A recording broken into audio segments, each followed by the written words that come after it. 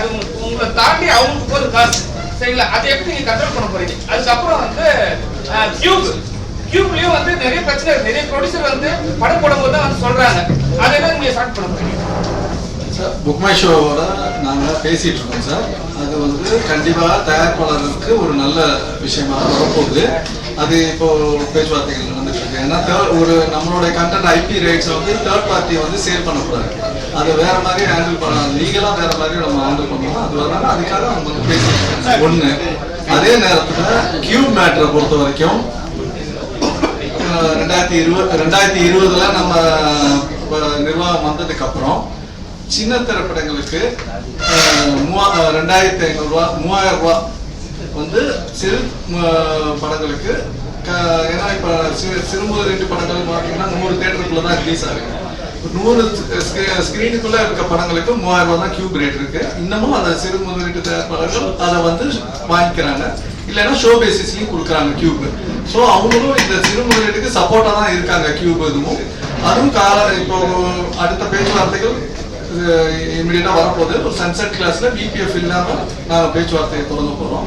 அது வந்து கூட விரிவாக அறிவிக்க இருக்கிறோம். சம்பளத்தை வந்து கம்மியா நார்மலா பண்ண சொல்றீங்க. ஆனா வந்து ஹீரோக்களோட சம்பளம் மட்டும் நாளுக்கு நாள் இன்க்ரீஸ் ஆயிட்டே இருக்கு. ஹீரோக்களை காட்டி இயக்குநரோட சம்பளம், ஹீரோக்கள் நிகராகவே இயக்குனர் சம்பளம் இருக்கு. சோ ஊழியர்களுக்கு இந்த சம்பளத்தை தாண்டி ஒரு ஹீரோக்கு ஏன் சார் இவ்வளவு சம்பளம் பே பண்றீங்க? சார் உண்மை நிலவரம் தெரிஞ்சா ஒரு பெரிய ஹீரோ படங்கள், ஒரு குறிப்பிட்ட பெரிய ஹீரோக்களுக்கு மட்டும்தான் நீங்க சொல்றது ஒரு படத்தினுடைய தயாரிப்புல 80% சம்பளமாக போகுது. அந்த படங்களுக்கு ஓடிடி பிசினஸ்ல இருந்து எல்லா பிசினஸ் வரைக்கும் ஹீரோ பேஸ் பண்ணி தான் அந்த படங்களோட வியாபாரம் இருக்கு. சிறு முதலீட்டு படங்களுக்கு பார்த்தீங்கன்னா இன்று 30% தான் சம்பளமா இருக்கு. ஒரு 100 ரூபாய்க்கு செலவுக்குன்னா 30 ரூபா தான் சம்பளமா இருக்கு. 70% அதோட மேக்கிங் சார்ஜஸா போகுது. சிறு முதலீட்டுக்கும் பெரிய முதலீட்டு படங்களுக்கும் நிறைய வித்தியாசங்கள் வந்திருக்கு. இது இன்னைக்கு இப்போ இந்த பெப்சி இதுல இது சொல்லும் போது எப்படி இதை வந்து குறைக்கிறோம். நான் வந்து தொடக்கத்திலே சொல்லும் போது இழப்பை வந்து எவ்வளவு குறைக்கணுங்கிறது தான் நாங்க போராடுறோம். இழப்பை வந்து நம்ம தடுக்க முடியாது. அதே இன்னைக்கு ஒரு சராசரியாக ஒரு நாளைக்கு ஒரு சிறு முதலீட்டு படமே 4.5 லட்சத்துல இருந்து 5 லட்சம் ரூபாய் இல்லாம ஒரு படப்பிடிப்பு நடத்த முடியாது. என்ன சாருக்கா தெரியும், எங்க அப்பா படம்லாம் பண்ணும்போது ஆரம்ப காலத்துல 2 லட்சத்துக்கு படமே பண்ணியிருக்காங்க அவங்க ஆரம்ப காலத்துல. அது காலப்போக்கில் போகும்போது 2 லட்சம் வந்து ஒரு நாளைக்கு செலவுங்கிறது வந்து இன்னைக்கு வந்து கட்டுப்பாடு சிறு முதலீட்டு படங்களுக்கு. ஏன்னா அதோடைய ரிலீஸ் பொறுத்த வரைக்கும் வெறும் மினிமமா தான் ரிலீஸ் ஆகுது, மக்கள்கிட்ட போய் சேர்றது வெறும் மினிமமா போகுது. சின்ன படங்கள் படம் ஓடினதுக்கு அப்புறம் அது பரவலாக எல்லா இடத்துலையும் வருது.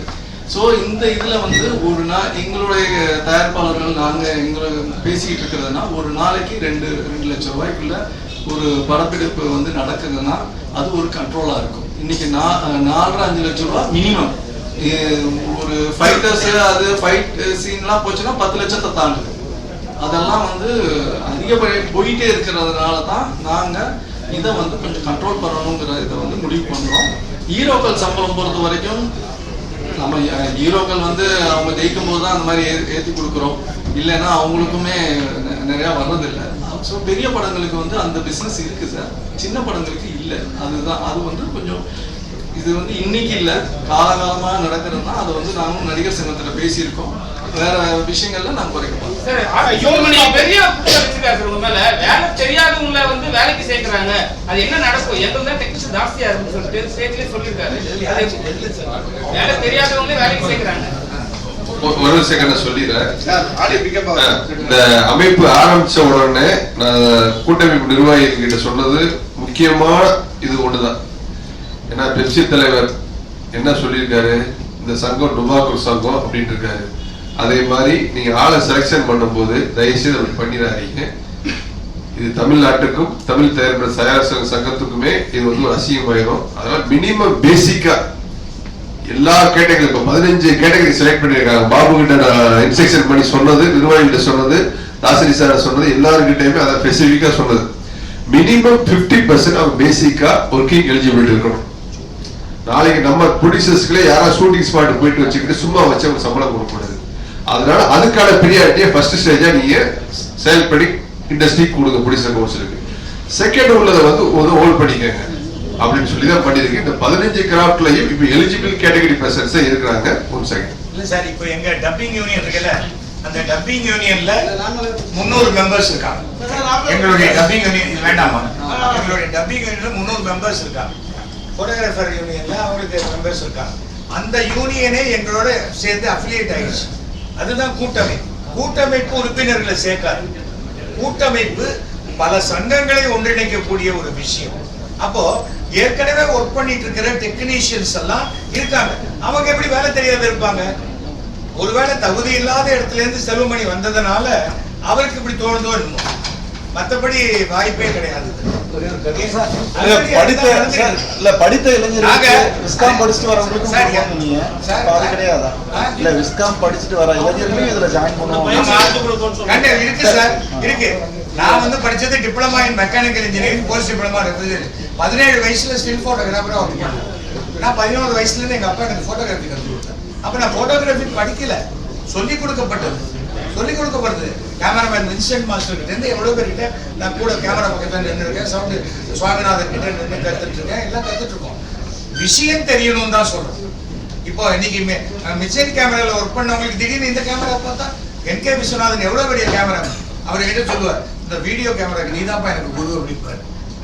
அவர் அவுட்டோர்ல டூயல் ஷாட் எடுத்து தமிழ்நாட்டுல முதல் கேமராமேன் கல்யாணராமன் பார்த்தீங்கன்னா ஒரு சாங் அவுட்டோர்ல ஊட்டியில 1 நிமிஷம் கிளைமேட் மாறும்.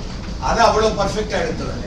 தவிர வந்து இப்போ அந்த கேமரா எடுக்கிறாங்க, அதுல ஒண்ணு வந்து 3.5 லட்சம் ரூபா இருக்கலாம். வெறும் செல்போன்ல எடுக்கிற குவாலிட்டி என்ன 4K. அந்த 4K இருக்கா, குவாலிட்டி சரியா இருக்கா, ஃபோக்கஸ் சரியா இருக்கா, லைட்டிங் சரியா இருக்கா, அவ்வளவுதானே. ஒவ்வொருத்தரும் ஒவ்வொரு விதமான விஷயம். தவிர வந்து அவங்களால இந்த ஜீரணிக்க முடியாதனால வர பொய்கள் தான். வேலையார மாதிரி இருக்க மாதிரி கூட 4 பேரை வச்சு நீ எதையாவது சொல்லிட்டே இருக்கிறது. அதுக்கு விளக்கம் கொடுப்பதற்குத்தான் இதுவே தவிர வேற எதுவுமே கிடையாது. ஏன்னா இது ஒன்றும் ஸ்டாப்பே ஆகல. இது பாட்டுக்கு வந்துட்டு இருக்கு, ஃபங்க்ஷன் ஆக போகுது. அந்த ஒர்க்கிங் ப்ராக்டிஸ் எல்லாமே ரெகுலரா நடக்கும். ஆனால் இதோடைய நலன் என்ன? அவங்க ப்ரொடியூசர் எப்படி வேணா சாப்பிட்டோம், நாங்க நல்லா இருந்தா போறோம் அப்படின்னு நினைக்கிற நிர்வாகிகளுடைய பெப்சிக்கும், தொழிலாளர்களும் நல்லா இருக்கணும், பணம் கொடுக்கிற ப்ரொடியூசரும் நல்லா இருக்கணும்னு நினைக்கிற இந்த அமைப்புக்கும் உள்ள வித்தியாசம் தான். அது செல்வமணியால் ஏற்றுக்கொள்ள முடியும். ஒரு நிமிஷம் இன்னொரு விஷயத்தையும் இன்னைக்கு ஒரு 25,000 தொழிலாளர்கள் இருக்காங்க மற்ற அமைப்புகள். அத்தனை பேருமே ஆக்ஸ்போர்ட் யூனிவர்சிட்டிலையும் விஸ்காமும் படிச்சுட்டா வந்து வேலைக்கு பண்ணிட்டு இருக்காங்க. எத்தனை வருஷம் இல்லையே சார். இதுல எத்தனை பேர் புதியவர்கள் வந்திருக்காங்க சார்? இதுல எத்தனை பேர் பயிற்சி எடுத்துட்டு அதுக்கப்புறம் திறன் மிக்கவர்கள் அனுபவசாலிகள்லாம் மாறி வேலை செய்யறாங்க சார். இன்னொரு விஷயம் சொல்றேன், ஒரு உதாரணத்துக்கு தான் இங்க சொல்றேன். ஒரு பேரமைப்பு, ஒரு வாய்ஸ் யூனியன்ல ஒரு நிர்வாகி, முக்கிய நிர்வாகி, தலைமை நிர்வாகி, அவருடைய மகன் அதே சங்கத்துல வந்து மெம்பரா இருக்காங்க. அவர் வந்து ஒரு படத்துல கதாநாயகனா நடிக்கிறாரு. அவருக்கு டப்பிங் பேச வரல, ஆனா அவர் வந்து சீனியர் மெம்பர். அவருக்கு இன்னொரு மெம்பர் டப்பிங் பேசினார். மதியழகன் அப்படின்னு ஒரு நபர் வந்து அந்த பையனுக்கு டப்பிங் பேசினார் ஹீரோவுக்கு. அந்த மதியழகன் வந்து டப்பிங் ஆர்டிஸ்ட் மெம்பர். அவர் வந்து முறைகேடுகளை கேள்வி கேட்டாருன்னு சங்க நீக்கம் செஞ்சுட்டாங்க. டப்பிங் பேச தெரியாத அந்த சங்கத்தினுடைய நிர்வாகியின் மகன் இன்னைக்கு சீனியர் மெம்பரா உட்கார்ந்துருக்காரு, லைஃப் மெம்பரா. டப்பிங் பேச தெரிஞ்ச கேள்வி கேட்ட திறமைசாலி சங்க நீக்கம் செய்யப்பட்டிருக்காரு. இவ்வளவுதான் வித்தியாசம் சார். இங்க வந்திருக்காங்க, நிறைய பேருக்கு அனுபவம் இருக்கு சார். வந்து ரொம்ப முக்கியமா ஆரம்ப நாள்லயே வந்து டிஎஃபிசி நிர்வாகிகள் வந்து எங்களுக்கு சொன்ன விஷயம், நீங்க ஒரு பெருமுயற்சிக்காக எங்க கிட்ட ஆதரவு கேட்டு வந்திருக்கீங்க. இங்க இந்த ஆதரவை நாங்க எத்தனையோ சங்கடங்களுக்கும் நடுவுல நாங்க புதியவர்களுக்கு ஆதரவு கொடுக்கணும்ன்ற காரணத்தினால இந்த ஆதரவு கருத்தை நீட்டுறோம். ஆனால் எந்த நிலையிலையும் எங்களுக்கு அது வந்து ஒரு பின்னடைவை ஏற்படுத்திடாம, தலைவலிகளை ஏற்படுத்திடாம பாத்துக்க வேண்டியது உங்க பொறுப்புன்னு. அந்த பொறுப்பு அவங்க சொன்னது இன்னைக்கும் நாங்கள் உறுதியா ஆடிஷன்ஸ் வச்சு சார், எத்தனை இடத்துல சங்கங்கள்ல ஆடிஷன் வச்சு இன்னைக்கு தொழிலாளிகள் எடுத்திருக்காங்க.